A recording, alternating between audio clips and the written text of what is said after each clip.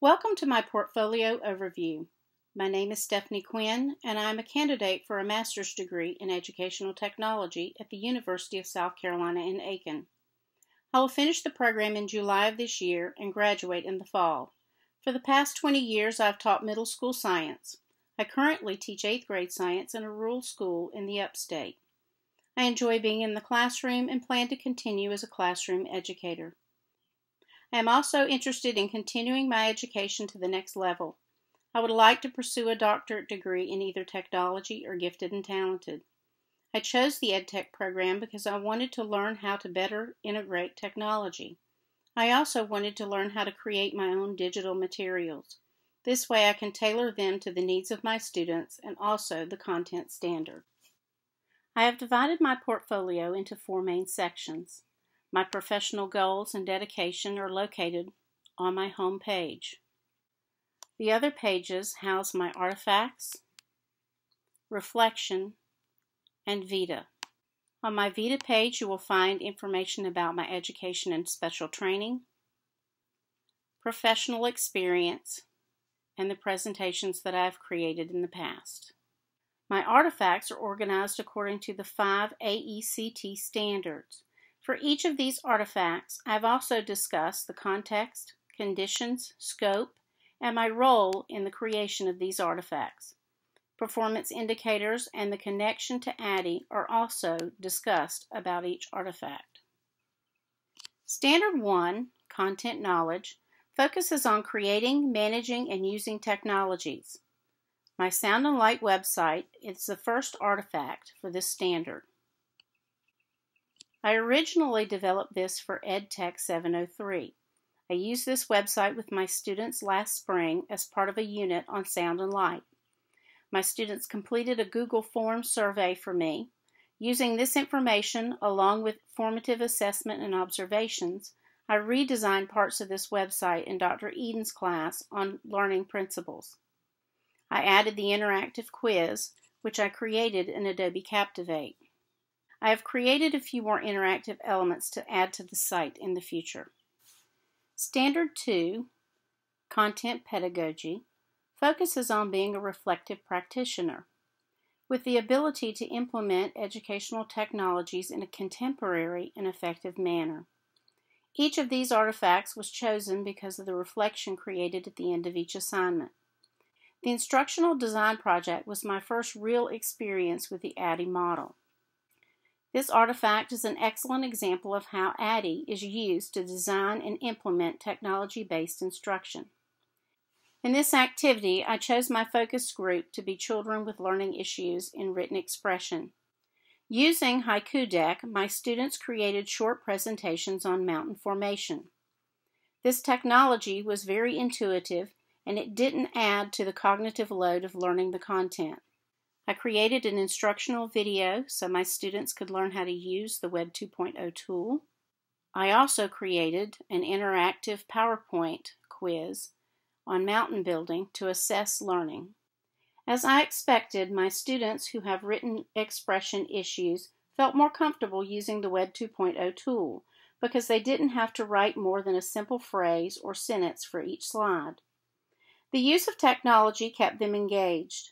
What I didn't anticipate was the challenge this posed for my gifted students. They were frustrated because they couldn't write a dissertation on each slide. They were forced to pick just the right words and images to convey meaning. This provided an unexpected opportunity for productive struggle. One of my challenges is to provide for these students in a mixed ability setting or classroom. In using a variety of learning activities within each unit, I can meet the needs of many students.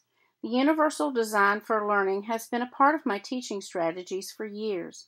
However, I was not aware of its existence until my coursework in the EdTech program. Standard 3, Learning Environments, focuses on creating, using, evaluating, and managing effective learning environments. This past fall, a colleague and I met with the district personnel and explained how we wanted to use technology in our classes. Not long after, we were provided with logins for each student and a video on how to use Google Classroom. We have been piloting the program for the district this year. Because I've been living this standard all year, I thought it appropriate to use Google Classroom as an artifact. The lesson I revised to use in Google Classroom came from a GEMS activity called Living with a Star. Because of the copyrighted nature of these activities, I will use these only with my students as if I were teaching it in a traditional fashion. You can read the description and look at the documents provided on the Artifacts page. I will show you how this works for our classroom. This is my page that shows all of my classes.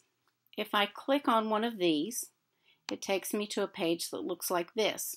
This is what we call our stream. The students go here and find the assignments that I have uploaded for them.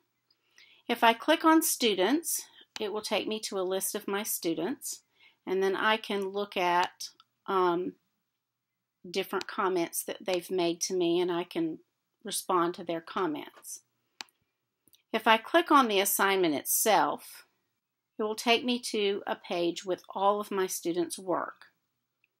If I click on a student, that will bring up their work. Now, the nice thing about this is there are two add-ons, Gubrick and Doctopus. Doctopus will bring all of the assignments that I create for them and the students open and type on into a spreadsheet where I can use a rubric to grade the papers.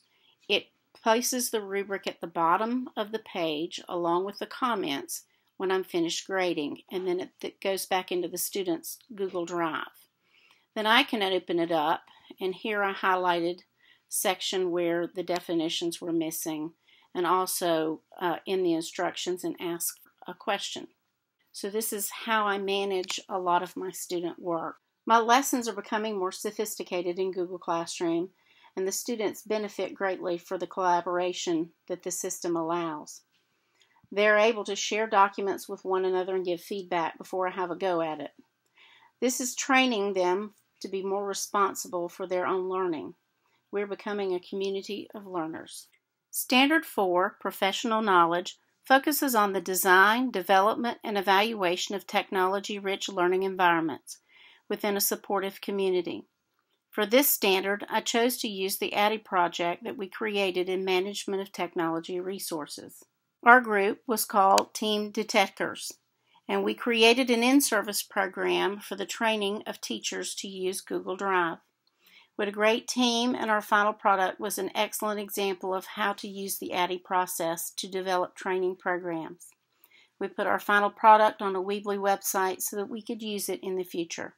Standard 5, Research, focuses on applying methods of inquiry to enhance learning and improve performance. I chose Artifact 2 to discuss because this was a group project that was done in the research seminar last May. Michael and I developed a plan for a research project. We were interested in the topic of simulations in science. We wanted to know if the use of computer simulations in science were as effective as science labs in helping students develop an accurate conceptual understanding. I've used simulations to teach the abstract concepts in space and earth science before, and I am truly curious to know if these are more effective.